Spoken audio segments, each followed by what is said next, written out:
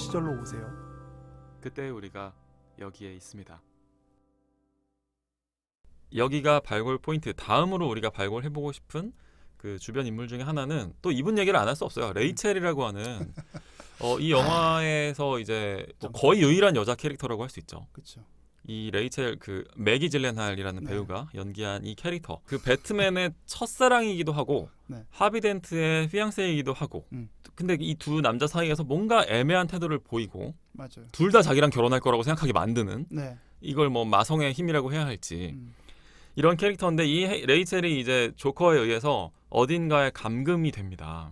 하비 덴트도 어딘가에 감금되고 정확하게 말하면 조커의 주장에 따르면 한 명은 시세로 X 애비뉴에 감금되고 한 명은 52번가 250번지에 감금이 돼요. 그래서 조커가 이 두 개의 주소를 불러주는데 배트맨이 누구를 구하러 갈 거야? 라고 고든이 물어봤을 때는 레이첼을 구하러 간다고 망설임 없이 대답하거든요. 맞아요.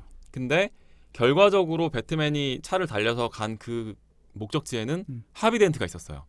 그래서 하비 덴트가 도대체 왜 나를 구하러 온 거냐라고 막 이렇게 소리를 막 지르는 그렇죠. 그런 장면이 나오기도 하는데 결과적으로 이 배트맨이 레이첼을 구하지 않게 된 사건 혹은 구하지 못하게 된 사건 이거 어떻게 보셨어요?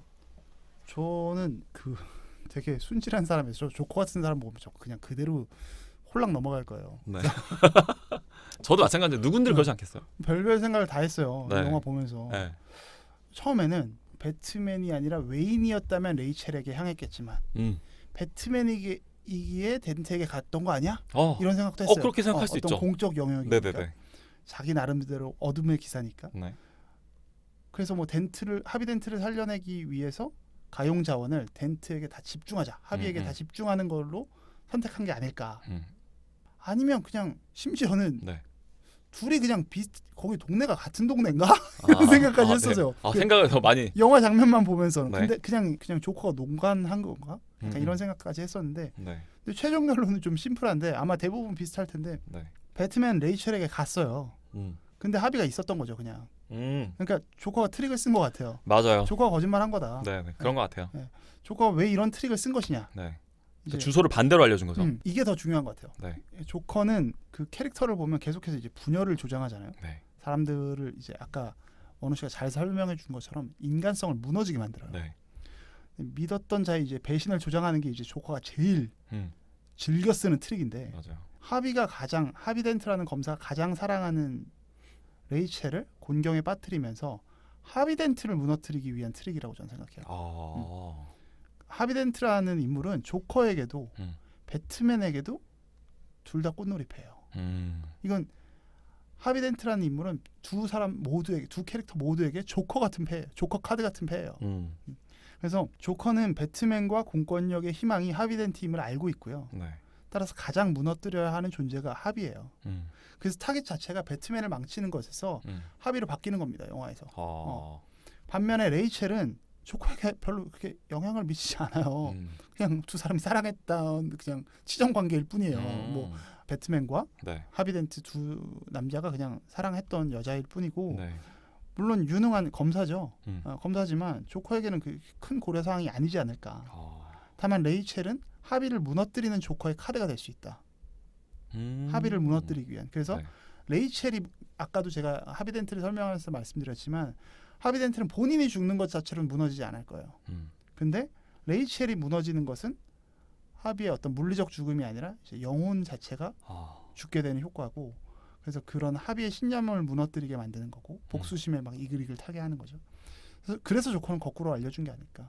근데 그러면은 배트맨이 레이첼을 구하러 갈 거라는 사실은 조커가 알았던 거네요. 저는 그렇게 생각해요. 그 예측을 한 거군요. 그러니까 마치 조커가 우리 타짜라는 영화의 아귀처럼 이 화투판 안에서도 또 다른 화투를 치는 그런 아귀처럼 조커 역시도 끊임없이 게임 속에서 또 다른 게임을 펼치는 그런 캐릭터 아닌가 싶어요. 그러니까 이게 그 배트맨 다크나이트 시리즈에서 조커가 너무 강해요. 빌런인데 마치 삼국지에서 황당할 정도로 제갈량이 모든 수를 다 꿰뚫고 그렇죠, 있잖아요. 맞아요. 별 떨어지면 저 누가 죽었네. 약간 이런 느낌이에요. 그러니까 그 정도로 사실 빅픽처가 있는 약간의 무리수가 있는 거죠. 네, 근데 그렇다면 질문의 각도를 살짝 바꿔서 배트맨은 왜 레이첼을 구해야 된다고 판단했을까요? 배트맨은 왜 레이첼을 구하러 갔을까? 네. 뭐 여자니까 혼자 나오기 좀 힘드니까. 그게 인간의 한계였던 것 같아요. 그러니까 배트맨 시작했었던 이 지점도 네. 사회적인 어떤 선의 영역도 있지만 이건 뭐 저의 개인적 관점입니다. 네.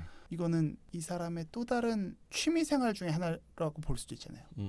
영웅놀이를 하는 여러 가지 과정 중에 좀 냉소적으로 보면. 네. 근데 굉장히 본능적으로 가는 부분은 배트맨이 사람들 죽일 때 네. 악당들 죽일 때 뭐 누구 고려해 줍니까?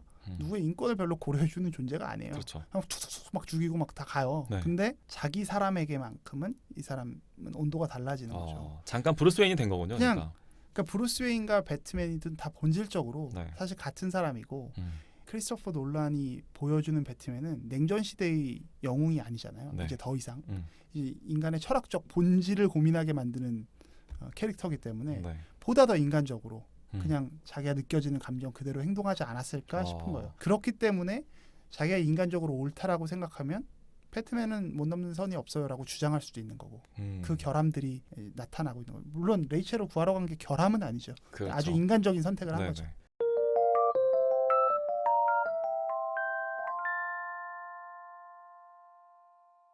그 배트맨이 그러니까 정확히 말하면 브루스 웨인이 레이첼이 자기랑 결혼해 줄 거라고 생각하고 있었잖아요. 그렇죠. 근데 사실 레이첼은 하비덴트랑 결혼할 생각이었던 거죠. 네. 그래서 그 내용을 편지로 남기는데 알프레드가 그 편지를 태워버리죠. 그렇죠. 왜냐하면 브루스가 그 편지를 읽으면 브루스 나는 하비랑 결혼할 거야라고 하는 그 사실을 알면 상처받는 상황을 이제 알프레드 집사가 보호를 해주는 또 그런 장면도 나왔잖아요. 이런 측면에서 이 영화는 되게 아까 말한 속사정의 그런 연장선에서 되게 거짓말과 어떤 술수 혹은 기만의 그런 갑옷을 통해서 좀 네. 진실을 보호하는 이야기처럼 보이기도 해요. 그런 맞아요. 이야기들의 연속 구조로 이루어져 있는 거죠. 네. 이 사회가 좀 지탱되기 위해서 그런 식의 때로는 화이트 라이라고도 할 수 있는 영웅담이나 또 이런 것들이 좀 다소 미화되고 포장된 형태로 좀 필요하다는 얘기를 하는 것 같기도 하더라고요. 그거를 이제 다크나이트에서 그래서 하비덴트의 죽음을 네. 언론을 통제하면서 그렇게 바꾸고 그렇지만 다크나이트 라이즈를 좀 다시 조금만 이야기하면 라이즈에서는 네. 한 8년 정도 지난 시점인데 네. 하비덴트는 계속해서 어떤 양지에 있는 거고 배트맨은 어둠의 기사로만 그러니까 아예 활동을 안 하고 있었죠. 네. 근데 결국은 문제가 다시 발생했었던 것처럼 모르겠어요. 크리스토퍼 놀란이 얘기하는 게 진실은 진실 그대로 남을 것이냐 아니면 통제되어야 하는 것인가에 대해서는 그 화두를 계속 던지고 있는 것 같아요.